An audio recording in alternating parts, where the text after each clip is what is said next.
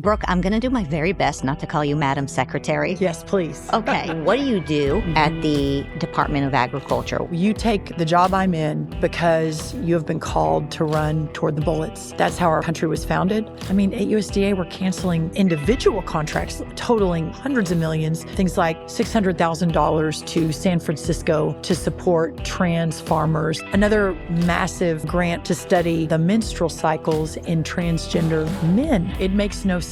What is the president's vision for USDA? He believes this government is so out of control. We're going to really change this country for good for the long term.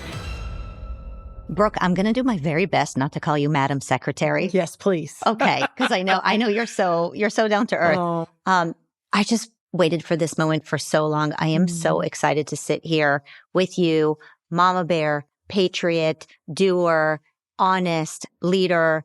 I just know that our audience is going to love getting to know you better. So thank you for your time. I know you're very busy. No, well, I'm humbled. I don't deserve any of that, but I really appreciate it. It's really awesome to finally get to do this with you. Yeah. I want to start with just hearing more about your background because I am having a hard time understanding, how did you go into ag school? What kind of kid were you? Well, a lot of people are a little surprised by this, but listen, I believe I had the best of all childhoods. It was not the normal easy route. I was raised by a single mom. There were four of us total with my mom, but I have two little sisters, and we were raised in a very small town on the plains of Texas. And we didn't really have much. I mean, my mom struggled. She had a job at the Glen Rose Public Library. She made $5 an hour. And to try to raise three girls by yourself, on $5 an hour. And I have memories of those days. I was the oldest. So I was, kind of involved. I was kind of a partner with her. But the great blessing in the struggle, if you will, is it never felt like a struggle at the time, but I knew she struggled, was there was never a moment in any part of my childhood where my mom did not tell my sisters and me that anything is possible, that you are so smart, and if you work hard, and if you dream big, that anything's possible. And so I remember growing up, and, there was some talk of using credit cards and, not having enough money to do certain things. But at the same time, there was talk of, this is America. You can go do whatever you want to do. And we were in rural Texas. So, we happened to be on a little piece of land, and we had goats and chickens. I grew up with Brandy was my Palomino mare. We paid $200 for her to save her from becoming dog food, because she was on her way when my mom found her. And she became my best friend growing up. I fell in love. My family has a row crop farm in Minnesota, which was where all my summers were spent, where my mother grew up. And so we go back there. That was our vacation every summer for a little bit of time. But, with sort of all of those, I believe God kind of prepared me in such an unusual way for every moment that's come, but especially this current moment I'm in that, I'm now at the U.S. Department of Agriculture. I'm now the Secretary of Agriculture. I ended up at Texas A&M studying agriculture because it was really where my heart was. And coming from a tiny town where a lot of the kids didn't go to college, I got a scholarship through Future Farmers of America to go to school, but to study ag. And I loved that idea. I kind of thought I might go to law school. I wasn't sure, but I actually loved the idea of staying true to that small town, kind of environment that I had grown up with, and with my family and generations of the farming in the background. So that's how I ended up at Texas A&M. That's how I ended up an ag major. Never, ever thinking that someday I would be in my current role, and what a huge benefit Soil Science 301, Feeds and Feeding 220, Meats 401, where we learned, how to slaughter beef cattle, all the judging I did, the livestock judging, the horse judging, the range judging, the dairy products judging, all of that. And then the flip side, the great thing about the Future Farmers of America and 4-H is there's such a focus on leadership and public speaking and running for office. So it was this amazing, almost miraculous, some may say providential childhood that in many ways, in most ways, prepared me for what I'm doing now. But even before that, for the last time we were in the White House when I was with President Trump, for building all these years, public policy organizations and fighting for what I thought was right. It all began in that little town, being raised by a single mom on $5 an hour. How did you get into policy from agriculture? I went to Texas A&M, fell in love with the school, and really A&M is a very unique place. And for your viewers that don't know, it was an all-male, all-military school until the late 60s. And because of that, it's the largest school in the country now, big SEC, 70,000 students. But back in the beginning, it was the military school of the South, and to prepare young men for war and to protect America and freedom. And so much of Texas A&M's history, tradition, culture, even though it's a much bigger school now, is surrounded by freedom, fighting for your country, giving the ultimate sacrifice for freedom, being willing to give your life for your country and for your God. And so, I ended up at Texas A&M studying agriculture, but really the fire within me was lit there in a lot of ways in the never ending and frankly, the relentless pursuit of defending freedom. And so that's kind of where I started to think. I was also very drawn to seminary. I thought that I may end up in the ministry.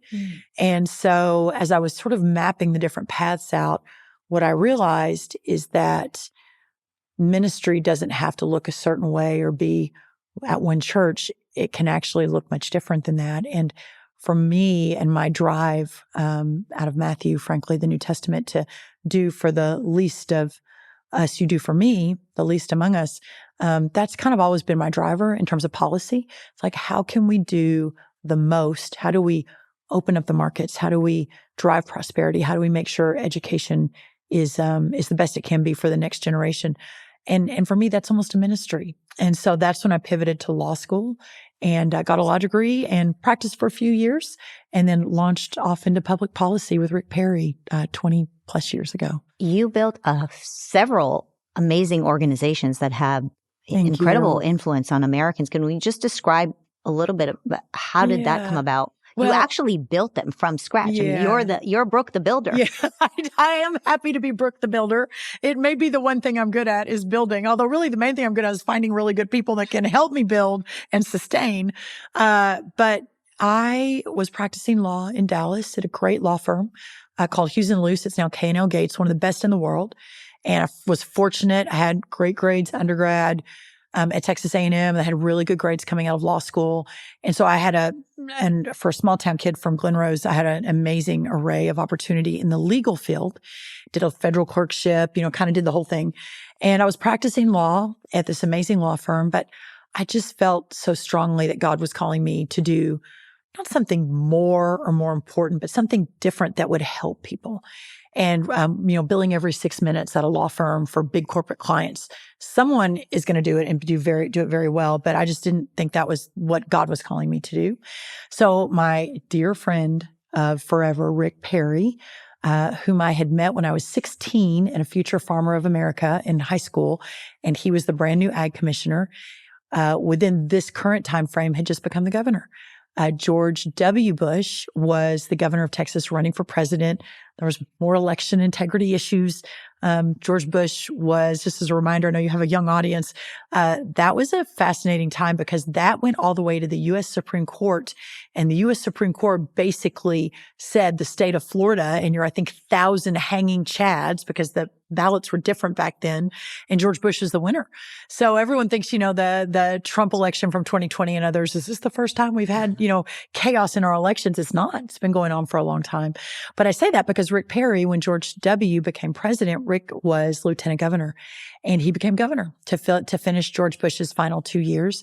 And again, I'd met him and known him. He's a huge Texas A&M ag kid as well. And he called me and said, would you want to join my new administration in Austin? And I remember thinking, wow, this may be the next amazing step to fulfilling, hopefully, a calling that will help people.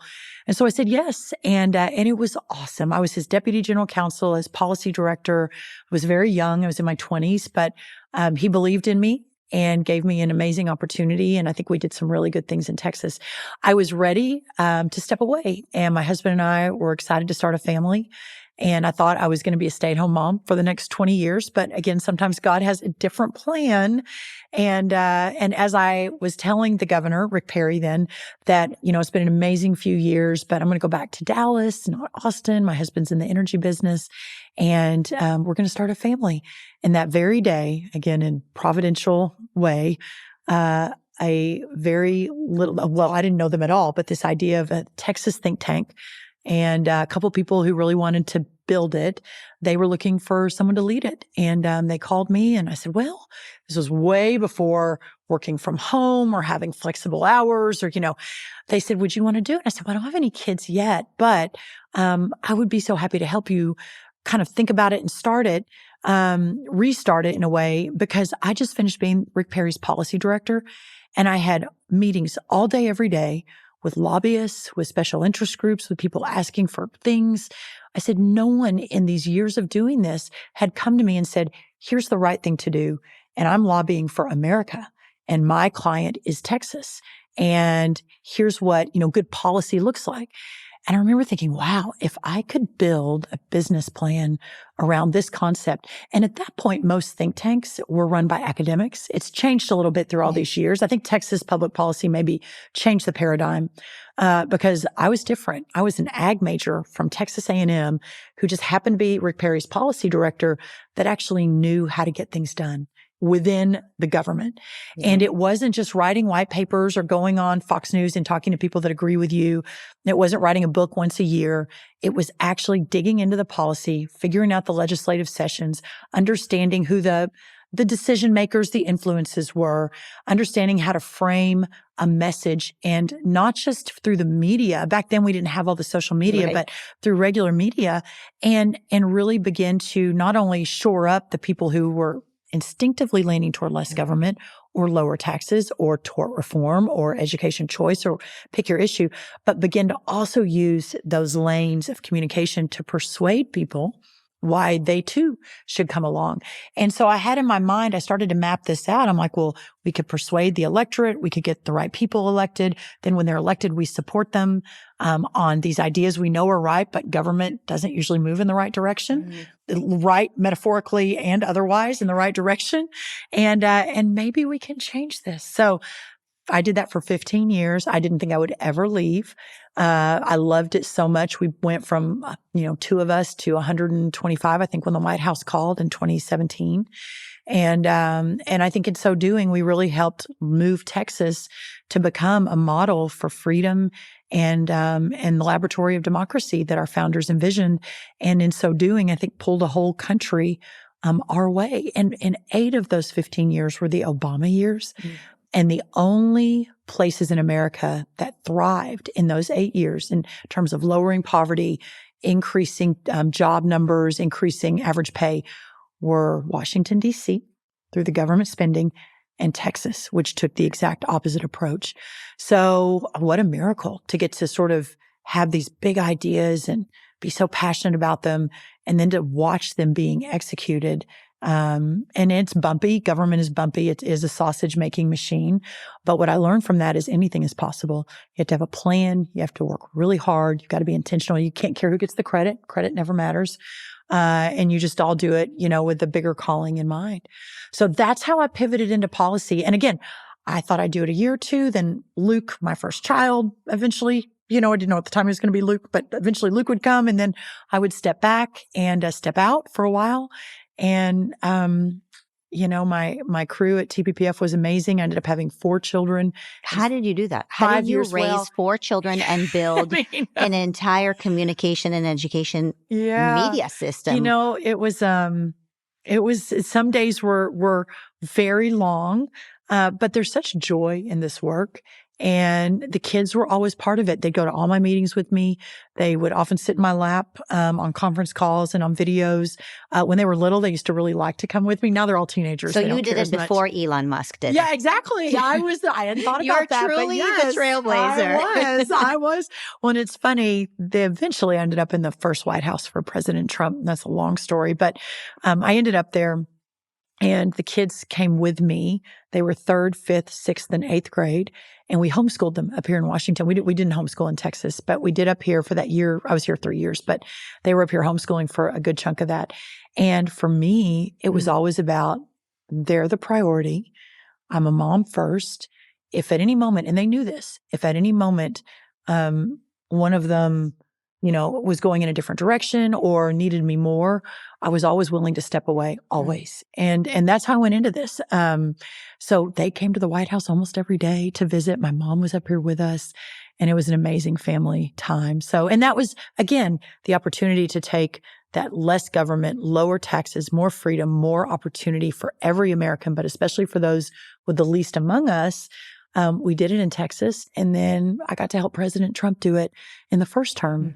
And so it's been an incredible adventure.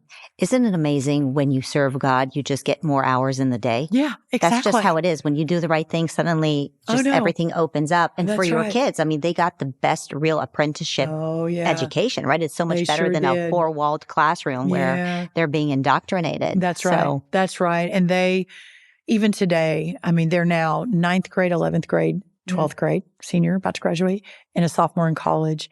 And they're just they're not perfect, but they're such good, strong, America-loving young men and women. And I'm just so proud of them. And they know that. They know that of everything that God has afforded me and this incredible life that I've had and all these opportunities I never asked for, but came along, and I was some of them I was pushed into, but in the best way, that of all of that, none of it compares to those 4 kids and the young adults that they're becoming. That's, at the end of the day, that's what really, really matters. And the rest of this has been the greatest blessing. And I'm here as long as President Trump wants me here, but we'll always happily go home at any time that it's time to do the next thing. What was it like hearing from President Trump that he would like to invite you to become the Secretary of Agriculture? Yeah.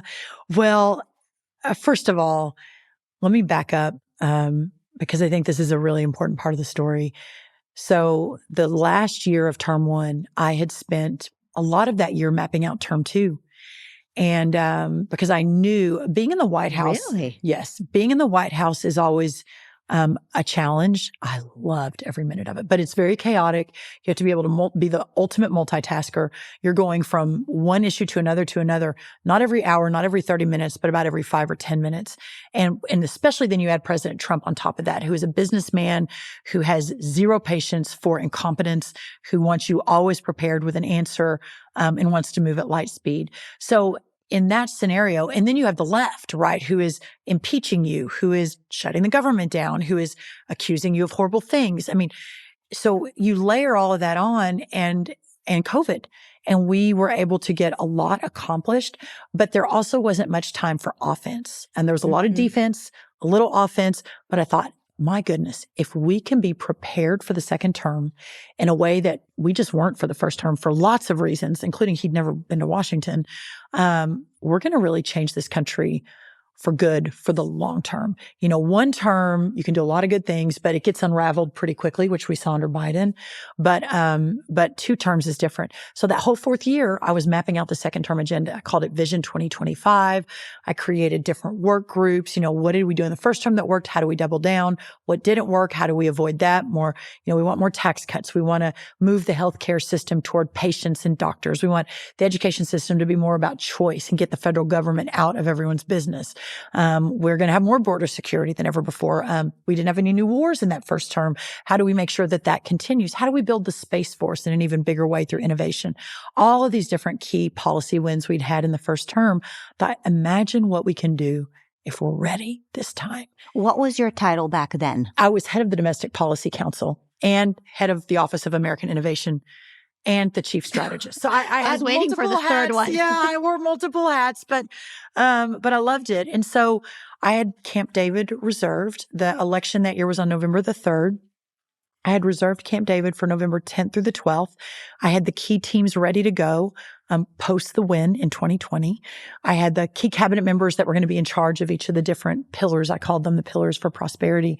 And we'd already drafted executive orders. We already had kind of started down that road. Nothing like this time, and then the second term didn't happen. And I immediately pivoted to, okay, if we can't prove the election was fraudulent and we can't roll it back the way President Trump was really working to do in November, December, January of 20 and 21, if we can't, what happens then? Like that, this can't be for nothing, and it can't all just end just like this, in such a dark place. And so that's when I started building the America First Policy Institute and talking to cabinet members and senior staffers to say, we will have another chance. I would have never guessed it was going to be Donald Trump at this moment. This is December of 2020. I assumed, and Hope Hicks and I were mapping out his library in Miami, that he'd go back to Florida, he'd play golf, we'd build this beautiful golden presidential library for him, let him, retire. And even though it wasn't the best of circumstances, be very proud of his legacy, which was saving the country. And then whomever was next, that we would have an organization that would have been made up, not just of people that can go on Fox News and talk very eloquently, which is our side's pretty good at that, but practitioners of free market, America First government that our side is not good at. We're doers because we don't like government. So we're good at building business. We're good at raising families. We're good at going to church. We're good at philanthropy, but we're not good at government. And I believe so sincerely that in Trump 1, we had this group of people that had figured out how to basically deconstruct the administrative state, how to make sure we had the right programs in place, but that we peeled off all those unnecessary, how we return power to the people. And that was what the original idea of AFPI was. And so I talked to the president a lot through the whole I've been talking to him a lot for 7 years now. But as we were building AFPI in January, February, March of 2021, keep in mind, January 6th had happened. Yeah. There were a lot of people that stuck with the president, but most people were like, yeah, it's time to move on. He's going to be facing some criminal things. There's all the negativity from January 6th. People were talking about running against him for president. A lot of them did. But we started talking in that early 2021, and he'd kind of wink and he'd say, oh, don't count me out yet. And I'm like, sir, I will never count you out, because if you decide to run again, I knew he would. He was unbeatable. You knew he would win again. I knew he would win. I just knew in my heart. And it wasn't, I obviously believe in him. I love him. I would do anything for him. He's been the best boss partner in all of this for years and years now. But it was a God thing for me. I knew that he had been chosen for much bigger things, and that he was only getting started. And the minute he kind of leaned in, when we'd have those conversations, he'd be like, we'll see, Brooke, just watch what's going to happen. I was like, well, this is very interesting. But the organization itself was for anyone on our side that was going to go back into the White House. And I knew whether it was in 4 years or 8 years or 12 years, we would have another chance. But this time, for the first time, perhaps ever, our side was going to be ready for that chance. So your question about Secretary of Agriculture. So through all of those conversations over the last 3 years, basically 3.5, we'd had a lot of really fun discussions about, he'd say if, I'd say when he wins again, who would be right in his cabinet, who should he have beside him for Secretary of State. And he just he loves people so much, and he loves personnel. And he also knew one of his biggest mistakes the first time was not having the right team around him at the beginning. By the end, we'd finally figured it out and had the right people. But in all of those conversations, he was always so kind. And he always said, Brooke, you're going to be on the team. Does he accept advice? Does he listen to you? He does. He does. People are surprised to hear that. I don't know that I have ever worked with anyone who's more willing to listen than he is. In our Oval Office meetings, it's funny, the top senior staff would come in and we'd have a big decision to make. I don't know, pick an issue, Medicaid. We'd have a big decision to make on Medicaid. And, you'd have your key people like I and Kellyanne, for example, the Secretary of Health and Human Services then, Alex Azar. And he'd, what do you think? What do you think? What do you think? And then inevitably, there'd be staff in the back of the room. And he wouldn't know who they were. He'd be like, well, what do you think? Okay, well, wait, what do you think? Do you agree with Brooke? Or do you disagree? Okay, you disagree. Wait, what do you think? And he'd listen, and he'd make a very quick decision, but he would want everyone's opinion in the room. And even when he'd make a decision I didn't always agree with, and we agreed 9 out of 10 times, but if that 1 out of 10 times he'd be like, Brooke, I think you're wrong. This is what we're going to do. I would often come back around and say, well, here's why I think that's not the right decision. I just want to make sure you're thinking through all the different variables on this. And he would always listen. It was incredible. So he called me about Secretary of Ag. It's my heart. It's where I began. It's my whole foundation. It's the backbone of America. I said yes, and here we are. It's the greatest honor.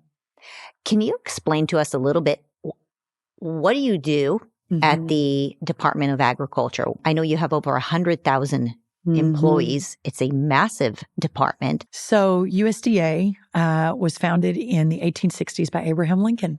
So you have the original 4 or 5 state defense, attorney general, et cetera. But then for 80, 100 years, the government under those founders and their vision stayed pretty aligned.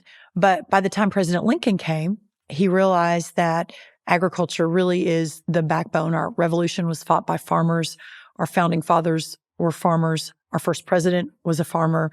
That we had to ensure that, and he called it the People's Department, that the people were represented. So while we're figuring out wars and while we're battling, certain legal battles, that having a department that was focused on agriculture and our farmers and the people of our country was really important. Since that time, it has expanded. And one of the reasons we have such a huge department, I think it's the 3rd largest in the federal government, behind Homeland Security and Defense, maybe state. Probably? Yeah, maybe Defense and Homeland Security, I believe. State's up there too. But is we administer the food stamp program, which is a massive government program that we're going to be looking to reform. But that's a huge, huge part of the budget of USDA and our staff. We also have the Forest Service. So when, anyone in America goes to enjoy one of our beautiful forests, but part of that is the largest firefighting team in America. We've got about 30,000 firefighters through the Forest Service to fight the wildfires and help support across the country. So those are 2, most people don't realize that those are 2 pretty significant resource-heavy areas of USDA. But then, of course, all the different farm programs, farm loans, et cetera, that all comes through USDA as well. The money that's appropriated through the Farm Bill flows through USDA. So it is a very massive, very complicated organization. I'm so excited to be here and help realign the mission back to its original mission, the farmers and the ranchers and agriculture, but obviously preserving the best of the food stamp program, ensuring we're doing the best we can on our firefighting, on our wildfires, et cetera. So it's just, it's very, very complicated, but I love that. And I love the challenge of aligning it with President Trump's America First vision and seeing what we can get accomplished in the next 4 years. What is the president's vision for USDA? Is it to also shrink the budget there? Absolutely. He believes, and he's not wrong, he couldn't be more right, that this government is so out of control.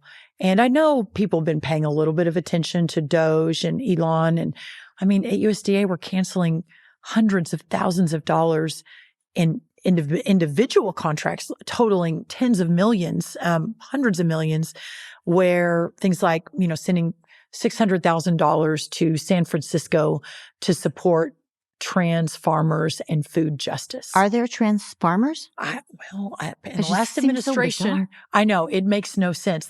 Another massive grant went to a university in Louisiana to study the menstrual cycles in transgender men.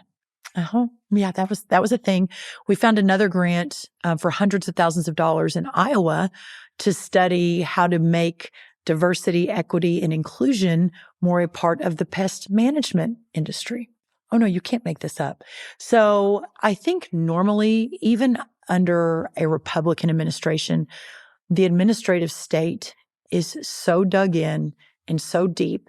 And the last administration worked really hard with success in sending so much money out, that the goal being that we'd never be able to wheel it back in. Of course, I don't think that they calculated that, first of all, President Trump would win again. And I don't think they calculated Elon Musk and his sort of genius and just, slashing through, finding what's most important, which he's done with a lot of his businesses, and then rebuilding from there. And that's what we're doing. How are you working with DOGE to discover all these ridiculous spending bills? We've got a team here, and all the major agencies have them. We all have our own DOGE teams, and they work side by side with our people, with our careers and our politicals. All the federal government, well, most of the employees are what we call career. They stay here no matter who's president, and for the most part, they are all really wonderful, amazing people. And even the ones I've met at USDA have kind of blown me away at how great they are. And then you've got with every new president, every new administration, you have a small group of us that come in that are called politicals. The activists. Yeah, exactly. Well, we're the ones effectuating the vision, right? We're the ones who are tasked with President Trump wants a smaller footprint in government. As the cabinet, that's our job. But having DOGE alongside us and these outside business people come in, software geniuses come in and help us figure out how to do that, it's changed, I believe, the trajectory of our country. So have you cut some of the funding so far? You talked about the STAMP program. I know you got some pushback against that. Well, we've cut a lot of what we believe to be fat out of the different programs. Now, some of the pushback, this is probably what you're mentioning, we canceled a forward-looking contract. So no, the money had not been spent, nor it had been allocated. That was a COVID era program that Joe Biden had put into place. We're again trying to send millions and tens of millions and billions out into different government agencies as they were working to basically set their footprint down, a bigger government. So, some of that is, well, the food program was not food stamps. We haven't really started discussing that. And that's a congressional program. So we'll be working with Congress. The food bank. There was a food bank in Texas. Yes. Well, but that wasn't even Which is, by the way, your home state. Yeah. And there was not a food bank in Texas. This was a program that was pulled back, that was never intended to be long-term, that was just for COVID. So yeah, I think someone, I don't even know who, has been writing about that. But you know what? You take the job I'm in because you have been called to run toward the bullets. And that's how our country was founded. When our founders declared independence from Great Britain, only a third of Americans, 1 out of every 3, agreed with them. A third wanted things to stay exactly as they were, the status quo, and a third wanted to stay with Great Britain. And I think that there are just certain moments in history where a group of people come together and so someone's going to write an ugly thing about me in my hometown paper. It just is what it is, those right? We've got a country who to do good save. things are going to be both loved and hated. Exactly. It is. What is your vision for the food stamp program, given how large it is? It's huge. So the bottom line is that this is America, that no child should ever go hungry, that we have to have a hand up, not a handout, but a hand up. And we have to fundamentally change the way that people view these programs and the generations of poverty that are attached to these programs. But for the SNAP program, for food stamps, taking it back to its original intent of supporting families that are in crisis, that are having trouble making sure they have good, nutritious food on the table for their children. And I believe so sincerely that we're going to be able to do that in a bigger and better and more effective way than ever before by fundamentally questioning what the program has become, who it's spending money on, where that money's going, how much fraud is in the system, which the best data would show almost 30% of the $180 billion that's spent. Think about 30% is fraud. The EBT cards, you hear about this a lot. This is how you purchase the food. I have had so many anecdotes from, I saw someone buy, a bottle of tequila with their EBT card at this particular location. We just have to completely realign the program and reform it. And we've got to make sure it's healthy for those kids and families that rely on it. Are you working with Bobby Kennedy and the MAHA folks at HHS to make sure that we're actually funding healthy food, not just through SNAP, but through just in general? In general. Yeah. We are so worried about what we're eating here in America. I know. Yes, we are. Bobby and I are hand in glove. There are a few things we might disagree on, but most of the things we really agree on. And he and I have been talking, frankly, neither one of us realized we would be in the cabinet together or in these roles But I've been talking with his team and with him since before he was even announced as HHS secretary. I think we talk about running toward the bullets. I mean, that he is so bold and so courageous. And so he is, he's on fire for how we transform our system of food in a way that makes us healthier. When you've got, the majority of adults headed towards chronic disease or fighting chronic disease, and when you've got the majority of kids heading towards obesity and the same outcome, the quality of life. How do you live the American dream under those circumstances? And so how do we, again, realign the food system, get the really unhealthy stuff out, especially out of the government programs? I mean, I'm all for freedom. And I believe if you want to go drink a sugary drink, I like them. You should be able to do that. But having taxpayers fund them, especially for certain populations that are really facing significant health issues, is important. So Bobby and I are working very closely together. I think he is a patriot. I'm so impressed with him and how thoughtful he is. Extremely reasonable. American agriculture cannot feed the country and the world without some form of pesticides. You just can't. And they've been proven safe. Working with the EPA and my good friend Lee Zeldin over there. And Bobby and I have had those conversations, and he's wonderful. And I think it's reflective of our entire cabinet. We all know each other. We all love each other. It's like a family. And the opportunity to work together to save America is just the greatest honor of a lifetime. What are things that farmers are telling you that we don't hear about here in America enough? I know that you advocate for them a lot, and you go and meet with them every time I call you. You're somewhere. Yeah. I was down with them in South Texas yesterday. I'll be with them in West Virginia next week. Times are hard. They're as hard as they've been in 100 years in our ag community. The profits, if there is a profit, it's razor thin. We've lost 148,000 family farms in just the last decade. Why? Cost of inputs are way up, especially in the last 4 years under Joe Biden. It's 30% more expensive today. It's coming back down now, but 30% more expensive when we took office a month or so ago today than it was when we left 4 years ago. What's raising the price? Energy, fertilizer, regulations are driving the price up on everything, transportation. I mean, the inflation doesn't just affect you and I when we go to the grocery store and buy food for our children. Inflation affects everybody, our ag producers, as they are buying what they need to produce for America and for the world. The other big thing is that we had a $0 trade deficit for our ag products in 2020 when we left. And when we took office, it was $49 billion, meaning there's $49 billion less of our ag products going out into the world than when we left 4 years ago. That's dollars out of every farmer's pocket in this country. You had a USDA that was focused on DEI and Green New Deal instead of how we support our farmers that are producing corn and wheat and sorghum and beef and pork and chicken for the world.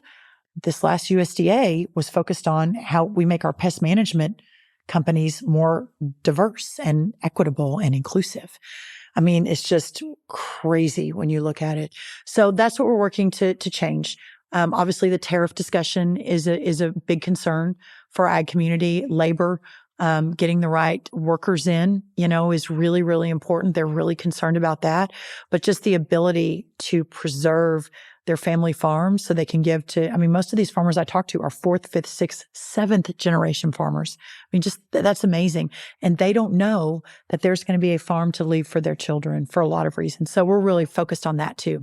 You talk about labor. I think oftentimes labor, it's immigrants, right? We have a lot of immigrants who come from Latin America to work here in the United States. What are your thoughts and how are you working on immigration policy to make sure that that's supported? Yeah, so there's a program called the H-2A program, which a lot of our farmers rely on, and that allows you to bring in foreign workers to work the fields, to milk the cows, to do what needs to be done in agriculture. Just yesterday, I was down in South Texas with some of our citrus growers, and one of them was out of Edinburgh, Texas, and he talked about how he relies on H-2A to bring in 500 workers for every season, and how helpful it is, but also what a nightmare it is to deal with the H-2A. Department of Labor really manages that program. It isn't USDA, but that the paperwork is a nightmare. They, especially under Biden, it was almost impossible to get approval. H2A is seasonal. So when you have an industry like dairy, the cows don't just get milked 6 months a year. The cows need milking 365 days a year. So I am really looking forward to working with Lori Chavez-DeRemer, who's our new labor secretary. She's actually from an agriculture background from Oregon and California. And I think she's going to be amazing. Under Biden, just as another example, under the H2A, you're required to pay a minimum. And when we left office, it was around, I think, $11 or $12 an hour. And that included, in addition to other things, housing, et cetera. But a decent number, especially for those that are coming back and forth from other countries. And Biden increased that almost, I think, 30%, 40%. So, for example, our citrus growers are having to pay, at a minimum $16 an hour with housing and everything else, $22, $23 an hour. And right across the border, 20 minutes away is $2 an hour. So our ag producers, being competitive, having enough, of an economically efficient system, whether it's inputs or trade deficits or tariff discussions, the unpredictability of what they do, would be enough to probably put most of us into another business. But my hope and my prayer is that over these next coming months, year and 4 years, that we can really turn the ship for our ag community and make it so they're not living hand to mouth and worried they're going to lose everything at any minute. Well, it also seems like a no-brainer to make it easier for legal immigration to come in for labor that we actually need, as opposed to what it sounds like that they made illegal immigration super easy and legal immigration for labor that we do need here in the United States super hard and expensive. That's right. I think that, that there were so many travesties of the November 2020 election. Although we now call, the great pause, that silver lining. What we're able to do now probably would have never happened if we. I was going to ask you that question. Do you think those 4 years were helpful? I do. I mean, there's no doubt. It breaks my heart what President Trump went through. And all of you. Well, that's fair. But boy, he and his family especially. But the opportunity to spend 4 years to think and prepare and organize for when the opportunity did come again. Who gets to do that? I mean, that's a miracle, frankly. But one of the travesties of not staying, for that contiguous term was the immigration, the open borders, because we were at the point at the end of term one and the president's final trip, at the end of term one, and I was with him just a few days before Joe Biden was inaugurated, was we went to the border. We went down to McAllen, and where we stood, and almost full circle because I was there in the exact spot yesterday talking ag and water. But I remember back, almost exactly 4 years ago, I was here with the president in a dark time, but really wanted him to see his legacy with the wall, the fact that illegal border crossings had decreased 92% since we had taken office the first time. I mean, these are amazing numbers, but you can't even begin to talk about real reform in your immigration system until you have locked the border down and you have real border security. The markets won't support it as long as you have an influx of illegal workers. The communities can't support it. We have to move our country back to a similar situation. And then I think we can begin to pivot into how do we fix this for the long term? What does the labor look like? And how do we ensure that our farmers have what they need to do what they need to do? Yeah, absolutely. What are your thoughts on China buying farmland in the United States? Yeah, this is a really big problem, And I don't know that we really realized that this was happening until the last few years. And I know there's always been the kind of the discussion of the pernicious, whether it's through our higher education system, whether it's through our businesses, whatever it looks like, but that, the threat of China is real. And they're thinking in terms of a 100-year game and how they become the world superpower. And we're arguing over transgender bathrooms. I mean, right? It's crazy. But part of that, I think, discussion became very real when we began to realize how much of our farmland, especially around military bases, had been purchased by the Chinese. So several years ago at my think tank, America First Policy, we began to work with states and state governors. Kristi Noem, interestingly, I think was the first governor to actually pass laws in her state that disallowed that. We're looking at federal solutions right now to that, but it's a massive problem, but it is one of hundreds that we've got to get our arms around if we want to preserve this country. Do you have any thoughts on what we need to do? Well, I think that, I'm such a federalist. I believe so strongly in the 10th Amendment, and having the states operate and create and innovate. And so my inclination is always to say, several states are already moving in that direction. Several states have already passed it and signed it. Others are moving in that direction. But I think this one is a national security threat. And so we're already working with some key members on the Hill to see what needs to be done. Okay, I want to end with something really positive because there's so much positive, so many positive things that are happening with your administration, the Donald Trump administration. Yes. So what can you leave us off with? Just something to smile about because you know what? It's morning in America again. It really is. It's the golden age. It's the golden age. I right before our interview here at USDA, which we love, our space here, we're right on the National Mall. It's amazing. I was over at the White House and the sun was shining. I was having lunch with some of our best governors who are in town. They're actually in town to be part of the executive order signing to shut down the Department of Education and block grant all that money to the states. We walked out of the White House and there were several of my fellow cabinet members, Chris Wright and Doug Burgum, had a couple of the other governors I hadn't had lunch with kind of walk by. And there's just a joy. There's just a joy that I don't know. I wish every American could experience it. The joy of America having another chance, the joy of realizing how close we were to losing our country, the joy of realizing that God's in control, that there was a miracle in Butler, Pennsylvania, that there's a miracle today, that we are here and it's not going to be perfect. There are going to be some really great days, but when you're saving a country and when you're fighting tyranny around the world and darkness is around every corner and you're trying to be the light, most days the light wins, but there are dark days. But just the joy of the moment that we're in at this 250th birthday of America and to be a small part of it, you can just feel it. And so my final message is that there are a bunch of warriors here in Washington, D.C., who are fighting for the future of this country and for our families.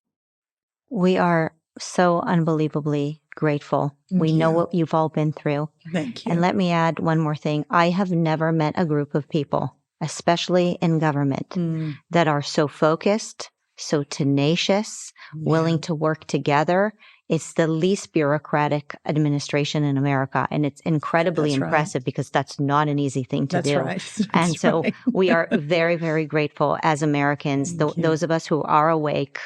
We just know that you're saving our country. And by doing that, by saving America, you're saving the world. Yeah. And I know it feels like the world is on your shoulder, but we're rooting for you guys. And so thank you. Thank you.